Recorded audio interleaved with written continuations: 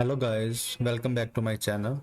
In this video we are going to learn about the left half pyramid star pattern.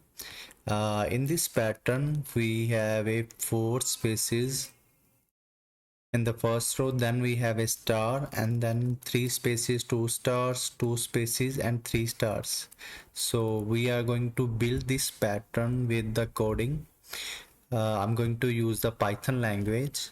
Firstly I will create a file here, left of pyramid star pattern dot py. Now I'm going to write down a function def main colon. So I will take a input from the user, and then it convert write down into function to convert the value to the number. Here is the input function. I will write down a message for the user and the number of rows, and then I'm going to start the loop for the number of rows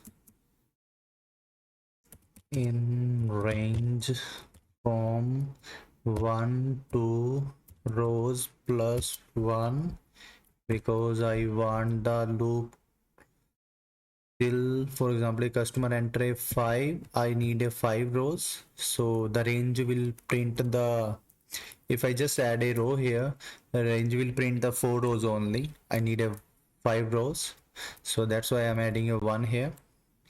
And now we have to need a spaces first.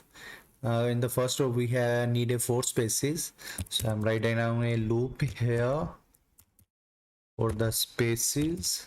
The code will be start from the 0, range will be start from the 0, and then rows minus I, and it will, in the first row it will print the 4 spaces, and here is the code for spaces, and we don't want the console go to the next line, that's why I'm putting a and is equal to blank, and next loop for print the star, and the range will be from 0 to I, then I print star because I want 1 star in the first row, 2 star in the second row, and end will be blank. So now I want my cursor to next line at the end. Yeah, here is the print code, print, and next I will check,